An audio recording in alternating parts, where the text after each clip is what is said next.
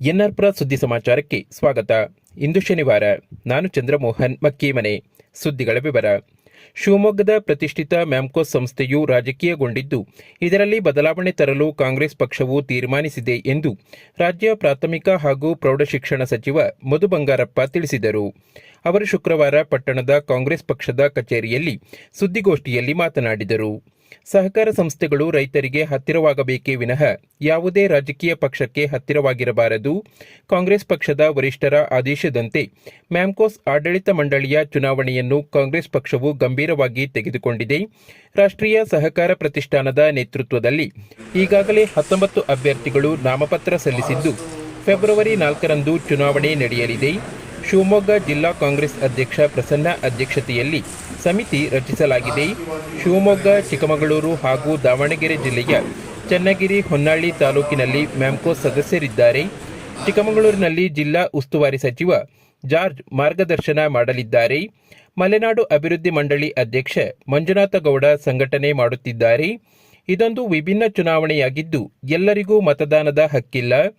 ಮ್ಯಾಮ್ಕೋಸ್ ಸಂಸ್ಥೆಯ ಅರ್ಹ ಮತದಾರರಿಗೆ ಮಾತ್ರ ಮತದಾನದ ಹಕ್ಕು ಇದೆ.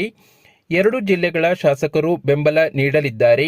ರಾಷ್ಟ್ರೀಯ ಸಹಕಾರ ಪ್ರತಿಷ್ಠಾನದ ಅಡಿಯಲ್ಲಿ ಅಭ್ಯರ್ಥಿಗಳು ನಾಮಪತ್ರ ಸಲ್ಲಿಸಿದ್ದು, ಕಾಂಗ್ರೆಸ್ ಪಕ್ಷವು ಬೆಂಬಲ ನೀಡಲಿದೆ.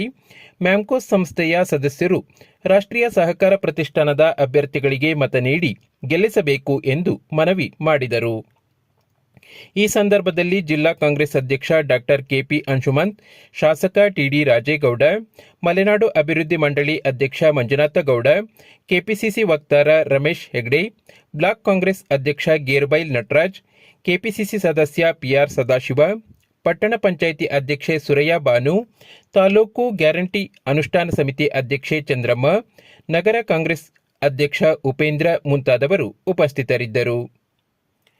ನಂತರ ಕಾಂಗ್ರೆಸ್ ಪಕ್ಷದ ಕಚೇರಿಯಲ್ಲಿ ಮ್ಯಾಮ್ಕೋಸ್ ಚುನಾವಣೆ ಕುರಿತಂತೆ ಕಾಂಗ್ರೆಸ್ ಪಕ್ಷದ ಮುಖಂಡರು ಹಾಗೂ ಕಾರ್ಯಕರ್ತರೊಂದಿಗೆ ಸಚಿವ ಮಧು ಬಂಗಾರಪ್ಪ ಚರ್ಚೆ ನಡೆಸಿದರು. ಕಾಂಗ್ರೆಸ್ ಪಕ್ಷ ವತಿಯಿಂದ ಮಧು ಬಂಗಾರಪ್ಪ ಅವರಿಗೆ ಸ್ವಾಗತ ಕೋರಿ ಬೃಹತ್ ಗಾತ್ರದ ಹಾರ ಹಾಕಲಾಯಿತು. ಶಿಕ್ಷಣ ಸಚಿವ ಮಧು ಬಂಗಾರಪ್ಪ ತಾಲೂಕಿಗೆ ಆಗಮಿಸಿದಾಗ ತಾಲೂಕು ಪ್ರಾಥಮಿಕ ಶಾಲೆ ಶಿಕ್ಷಕರ ಸಂಘದ ಅಧ್ಯಕ್ಷ ನಂಜುಂಡಪ್ಪ ಹಾಗೂ ಸಂಘದ ಪದಾಧಿಕಾರಿಗಳು ಶಿಕ್ಷಣ ಸಚಿವ ಮಧು ಬಂಗಾರಪ್ಪ ಅವರಿಗೆ ಹಾರ ಹಾಕಿ ತಮ್ಮ ಬೇಡಿಕೆಗಳ ಬಗ್ಗೆ ಮನವಿ ಸಲ್ಲಿಸಿದರು. ಬಹಳಷ್ಟು ವರ್ಷದಿಂದ ಎಲ್ಲೋ ರೀತಿಯಲ್ಲಿ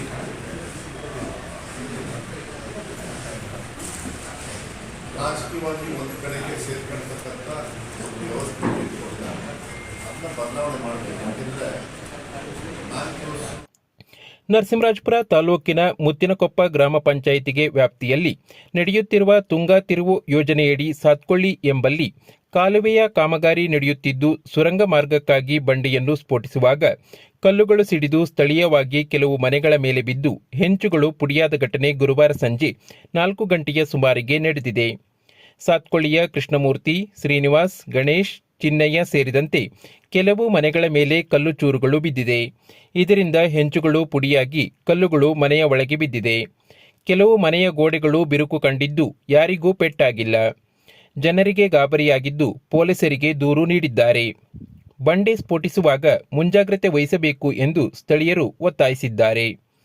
ಸ್ಥಳಕ್ಕೆ ಶಾಸಕ ಟಿಡಿ ರಾಜೇಗೌಡ, ಜಿಲ್ಲಾ ಪೊಲೀಸ್ ವರಿಷ್ಠಾಧಿಕಾರಿ ಡಾಕ್ಟರ್ ವಿಕ್ರಮ್ ಆಮಟೆ ಭೇಟಿ ನೀಡಿ ಪರಿಶೀಲನೆ ನಡೆಸಿದರು. ಈಗ ಅಲ್ಲಿ ಇಟ್ಟಿರೋದನ್ನ ಮಾಡ್ತಾರೆ, ಮುಂದೆ ಇಡತ್ತೊಳಗೆ ಮಾಡ್ಬೇಕಂದ್ರೆ ಅವ್ರು ಇಟ್ಟೋರ್ನಪ್ಪನ ತರ್ಸೆ ಮಾಡ್ಲಿ. ಯಾಕಂತ ಕೇಳು, ಇವರು ಅವಾಗಿಂದ ಹೇಳ್ತಾ ಬಂದ್ರು ಮೇಜರ್ ಪ್ರಾಬ್ಲಮ್. ನರಸಿಂಹರಾಜಪುರ ತಾಲೂಕು ಕಸಬಾ ಹೋಬಳಿ ರೈತ ಸಂಪರ್ಕ ಕೇಂದ್ರದ ಕಟ್ಟಡಕ್ಕೆ 2 ಕೋಟಿ ರೂಪಾಯಿ ಮಂಜೂರಾಗಿದ್ದು, ಇದರಲ್ಲಿ 1 ಕೋಟಿ ಬಿಡುಗಡೆಯಾಗಿದೆ ಎಂದು ರಾಜ್ಯ ನವೀಕರಿಸಬಹುದಾದ ಇಂಧನ ಅಭಿವೃದ್ಧಿ ನಿಗಮದ ಅಧ್ಯಕ್ಷ ಟಿಡಿ ರಾಜೇಗೌಡ ತಿಳಿಸಿದರು. ಅವರು ಶುಕ್ರವಾರ ಕೃಷಿ ಇಲಾಖೆಯ ಆವರಣದಲ್ಲಿ ಅಂದಾಜು 2 ಕೋಟಿ ರೂಪಾಯಿ ವೆಚ್ಚದ ಕಸಬಾ ಹೋಬಳಿ ರೈತ ಸಂಪರ್ಕ ಕೇಂದ್ರದ ಕಟ್ಟಡದ ತಳಪಾಯಕ್ಕೆ ಚಾಲನೆ ನೀಡಿ ಮಾತನಾಡಿದರು. ಇಂದು ತಳಪಾಯಕ್ಕೆ ಪೂಜಾ ಕಾರ್ಯ ಸಹ ಮಾಡಿದ್ದೇವೆ. ನಿರ್ಮಿತಿ ಕೇಂದ್ರದವರು ಈ ಕಟ್ಟಡ ನಿರ್ಮಿಸುತ್ತಿದ್ದು, ಗುಣಮಟ್ಟದ ಕಟ್ಟಡ ಕಟ್ಟಬೇಕು ಎಂದು ಸೂಚಿಸಿದರು. ಕಡಹಿನಬೈಲು ಏತ ನೀರಾವರಿ ಯೋಜನೆಗೆ ಪೈಪ್ಲೈನ್ ಹಾಗೂ ಕೆರೆ ಅಭಿವೃದ್ಧಿಗಾಗಿ ಹಿಂದಿನ ಬಜೆಟ್ನಲ್ಲಿ 9 ಕೋಟಿ ಮೀಸಲಿಡಲಾಗಿತ್ತು. ಇದನ್ನು 15 ಕೋಟಿಗೆ ಏರಿಸುವ ಬಗ್ಗೆ ಪ್ರಸ್ತಾವನೆ ಸಲ್ಲಿಸಿದ್ದೇನೆ ಎಂದರು. ತಾಲೂಕು ಕೃಷಿಕ ಸಮಾಜದ ಮಾಜಿ ಅಧ್ಯಕ್ಷ ಬಿಕೆ ಜಾನಕಿರಾಮ್ ಮಾತನಾಡಿ, ನಾನು ಈ ಹಿಂದೆ ತಾಲೂಕು ಕೃಷಿಕ ಸಮಾಜದ ಅಧ್ಯಕ್ಷನಾಗಿ ಕೆಲಸ ಮಾಡುತ್ತಿದ್ದಾಗ ಟಿಎಪಿಸಿಎಂಎಸ್ನ ಕಟ್ಟಡದಲ್ಲಿ ಕಚೇರಿ ಮಾಡಿಕೊಳ್ಳಲಾಗಿತ್ತು ಎಂದು ನೆನಪಿಸಿಕೊಂಡರು. ಸಭೆಯ ಅಧ್ಯಕ್ಷತೆಯನ್ನು ತಾಲೂಕು ಕೃಷಿಕ ಸಮಾಜದ ಅಧ್ಯಕ್ಷ ಬಿಕೆ ನಾರಾಯಣಸ್ವಾಮಿ ವಹಿಸಿದ್ದರು. ಸಭೆಯಲ್ಲಿ ಜಿಲ್ಲಾ ಕೃಷಿಕ ಸಮಾಜದ ಪ್ರಧಾನ ಕಾರ್ಯದರ್ಶಿ ಪಿಕೆ ಬಸವರಾಜ್, ತಾಲೂಕು ಕೃಷಿಕ ಸಮಾಜದ ಉಪಾಧ್ಯಕ್ಷ ಮಂಜಪ್ಪಗೌಡ, ಪ್ರಧಾನ ಕಾರ್ಯದರ್ಶಿ ನವೀನ್, ಖಜಾಂಚಿ ಚೇತನ್, ನಿರ್ದೇಶಕರುಗಳಾದ HN Ravishankar, Ranjitha, Supreetha, Srinivasagowda, YS Ravi, Thimmaiah, NP Ramesh, ಪಟ್ಟಣ ಪಂಚಾಯಿತಿ ಅಧ್ಯಕ್ಷೆ ಸುರಯ್ಯ ಬಾನು, ಉಪಾಧ್ಯಕ್ಷೆ ಉಮಾ, ಸಹಾಯಕ ಕೃಷಿ ನಿರ್ದೇಶಕ ಮಹೇಶ್ ಉಪಸ್ಥಿತರಿದ್ದರು. ಇದೇ ಸಂದರ್ಭದಲ್ಲಿ ಶಾಸಕ ಟಿಡಿ ರಾಜೇಗೌಡ ಹಾಗೂ ಕೃಷಿಕ ಸಮಾಜದ ಜಿಲ್ಲಾ ಪ್ರಧಾನ ಕಾರ್ಯದರ್ಶಿ ಪಿಕೆ ಬಸವರಾಜ್ ಅವರನ್ನು ಅಭಿನಂದಿಸಲಾಯಿತು.